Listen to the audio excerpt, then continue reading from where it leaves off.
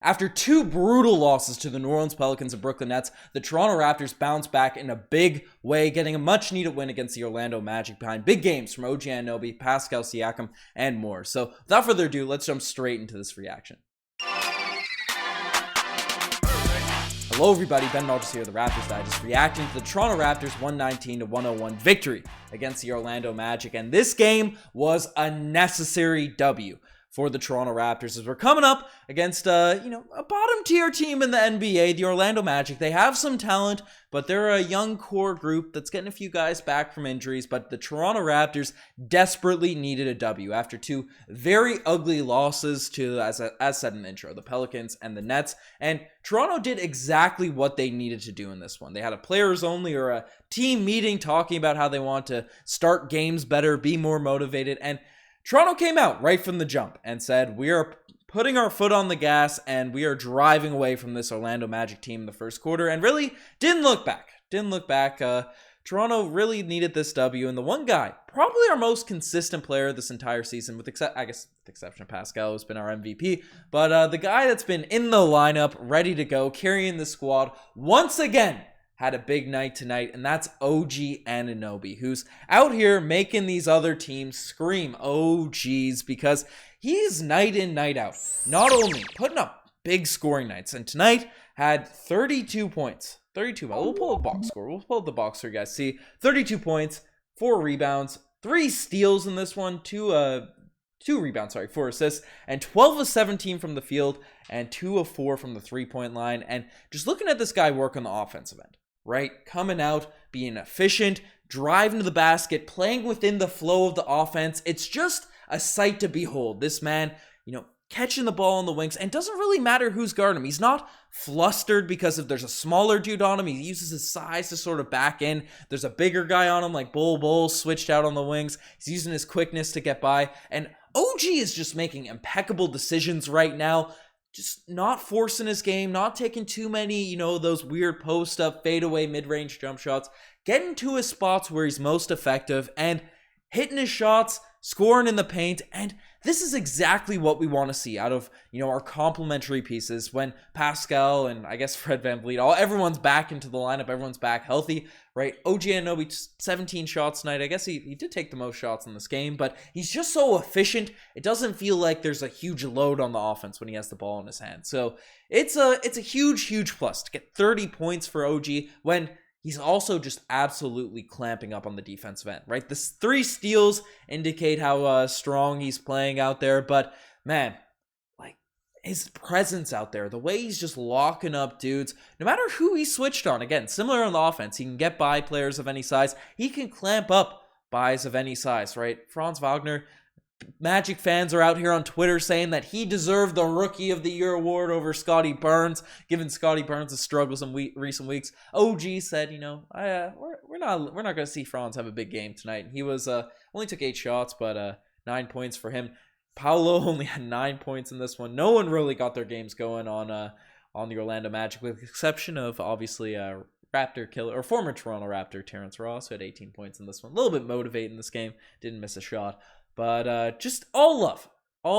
Throw some love to OG Anunoby. I want to see comments spreading some good vibes around OG Anunoby tonight because he had a great performance and it was a huge plus. But one guy, as said, I alluded to him earlier, has been doing it all season. When he's been healthy, when he's been into the games, the Toronto Raptors MVP. It doesn't seem like, you sort of overlook his greatness at times because of how strong he's been performing. Win or loss, Pascal Siakam's been our best guy this season. And once again, had a strong game. 26 points, 10 assists, 8 rebounds, 3 steals for him, 9 of 15 from the field, 1 of 4 from the three-point line, but knocked down all his free throws. Pascal Siakam is just, tonight absolutely worked the Orlando Magic. Whether they were throwing doubles at him, he was picking them apart with, the passes that he has and his low block on the wings and stuff. His vision has gotten exponentially better over the past 2 seasons.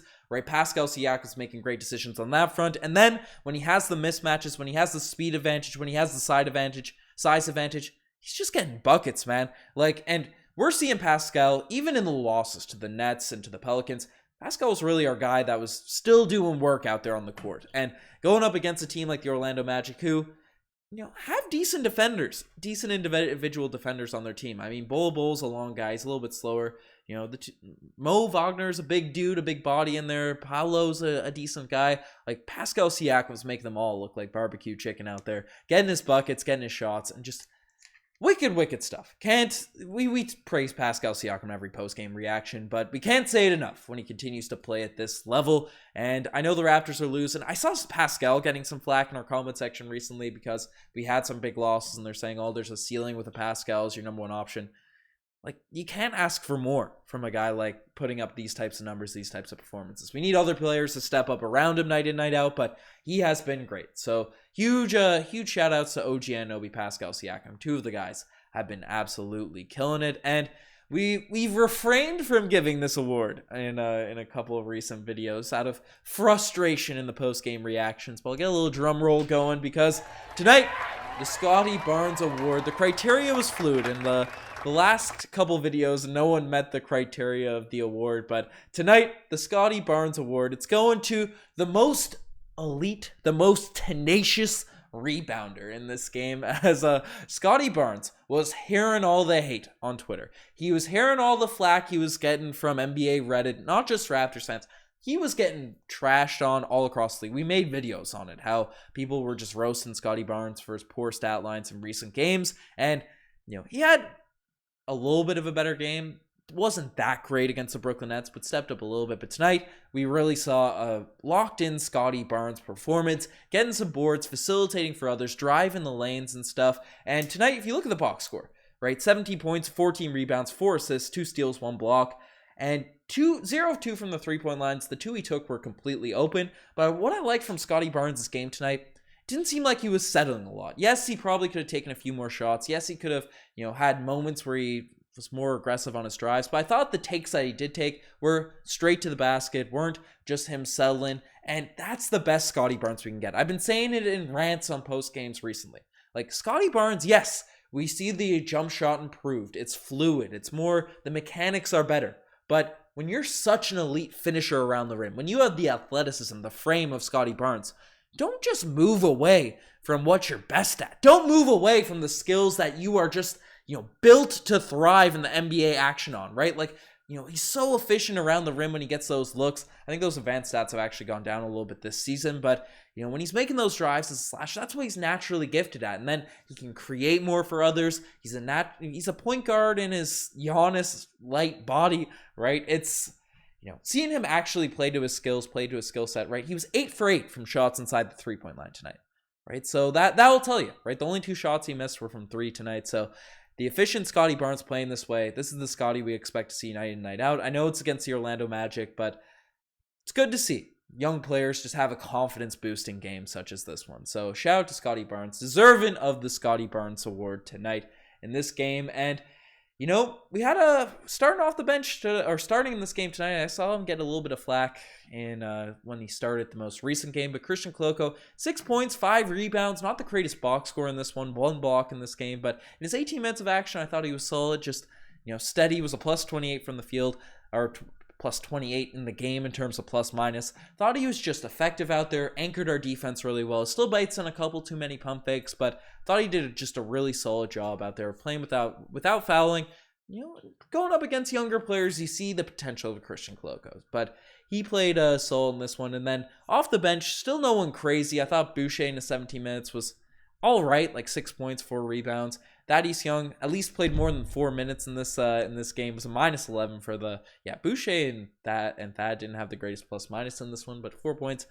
Nothing too brutal from this game from either of those guys, but nothing too stand out. Wancho, Birch, Flynn, Delano didn't get much run in this one, but there's a couple guys that I know will still get some criticism. We'll still get some flack, and I'll save. But we'll talk about it. Gary Trent Jr. off the bench tonight. This is my hesitation. About this. Gary Trent Jr., 2 of 10 from the field, 1 of 7 from the three-point line. People are saying the Raptors are selling right now because, we might have to trade him at the trade deadline given the contract situations or stuff. I heard one crazy conspiracy theory saying that the Raptors are trying to tank Gary's value on the open market, so we don't have to pay him that much to bring him back, and then we'll start him again next season. There's some wild takes going on, which I don't think that's the Raptors' evil plans right now to ruin Gary Trent Jr.'s career, but he has been had a very up and downs recent month, right? Moved to the bench, had some very, very big games, but my one gripe about it, I know Gary Trent Jr. was not great in this one. You look at the box score for him, 5 points in this game, 2 of 10 from the field, 1 of 7 from the three-point line, but 27 minutes for Gary Trent Jr., I don't think it's the root. This guy is too talented. He has too much potential. He fills too many holes for the Toronto Raptors team to be getting under 30 minutes a night. And this gets to my other... I threw in OGs in the first 30 seconds of this podcast, but, the Paul Pierce Golden Kazoo, it's going to... Gary's performance in this one definitely warrants it with missed shots and stuff. We didn't really need him to have a big night tonight against the Orlando Magic and a massive, massive W. But if we're playing Gary Trent Jr. only 27 minutes, there's minutes to be had for Gary. You can pass it to a guy that's reliable, that Nick Nurse can trust, to at least play defense out there, to be a threat on the offensive end. In a game where we are handedly beating the Orlando Magic throughout the entire game, right? There's no worries about this game at any point watching it. Why on earth are we playing Fred VanVleet 37 minutes in this one? Fred VanVleet in this game, 13 points, 7 assists. He's still running our offense, right? Even in the games that people have been bagging on Fred, I've been out here on podcasts saying he still runs our offense effectively in the half court, still deserves credit for, man in our team and all that sort of stuff. But 3 of 8 from the field, from the three-point line, which is all right, but his field goal percentage has just been brutal this season. But given all this, given all the injuries Fred VanVleet has sustained in the past 2 seasons, especially with the need of him to carry such a load, in games like this, especially where you have a guy like Gary that can fill the guard position, a guy like Flynn, a guy like Banton, in a game against the Orlando Magic, why are we playing Fred VanVleet 37 minutes? He's not even having that elite of a performance. There's not a desperate need to keep Fred VanVleet out there on the court. I know he's playing great defense. I know we don't want to, sell a game where we really need the W and, you don't want to bench some of your top guys. But 37 minutes, is this what we need? Is this what we need to do? This isn't, I'm always bringing up our men's league team. Got Nick Goss here in the studio here of Jay's Digest. Do we need to run this like a men's league team where you keep your 2-3 main scorers on the court the whole time? Nick Nurse does not need to be doing this, guys. He does not need to be playing Fred VanVleet close to 40 minutes a night, especially against the Orlando Magic. It's not necessary. Nick, let the guy rest. That could be a reason his field goal percentage is so bad, because the guy is so tired night in, night out. I don't know. That's my one tirade. I don't want to be actually mad on a Saturday night against the Orlando Magic game here. Let's swing it into the segments. Before I go too crazy on this one. Tonight, the spicy P lay of the day. There's a few places to go to. OG Anunoby had a couple, one pretty solid fast break jam. Scottie Barnes had a couple gorgeous cross-court passes in there, but there's one moment that got me, it might not stand out to a lot of people, but Bol is just a giant of a man. I know, what is he, 7'2"? Let me know in the comment section, but I don't know his official height, but the wingspan, just a big guy out there. And Pascal Siakam had a couple just gorgeous spin moves, finishes around Bol, and the spins and the takes just look so much smoother finishing around Bol. I don't know what it is. Because how many blocks did Bol have in this game? He only had 1. But he's just around. He's like a proper rim protector. I'm surprised Denver gave up on him so quick. This dude is a very talented player. So it's Spicy P making some work around Bol. That was great to see. There's a lot of moments in this one, but there is an OGs I want to give out. And tonight, not all plays to be the Spicy play of the day, and some just make you say OGs. And tonight, the OGs play of the day is a clear one. I gave a positive OGs at the beginning of this podcast with the Magic saying OGs to OG playing well. But there's also an OGs to OG once again, who tried to come in and hit a 360 dunk and sold the dunk for OG in a little quick fast break or a quick open lane slam. Ball bounced back. So, when stuff like that happens, the possession's just always super disjointed. It's all over the place, right? Fred VanVleet comes out, Just a couple crossovers, shoots a really weird fadeaway three. I think Koloko got a rebound, missed a layup. It's just an ugly, ugly possession. So definitely an OG's worthy possession there.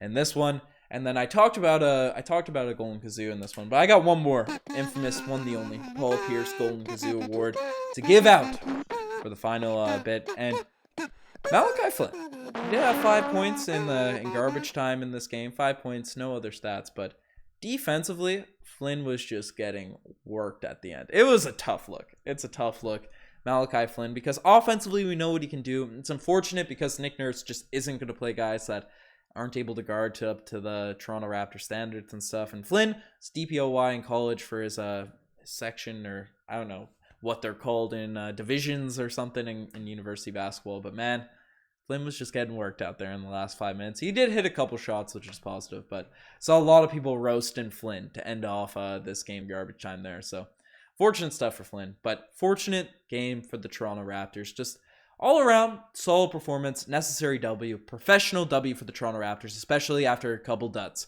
to the Brooklyn Nets and New Orleans Pelicans. But folks, you guys are best to make this far. Definitely hit that subscribe button if you're enjoying all the pretty well daily content on the Raptors Digest. You guys are the best. I'm signing off. Cheers.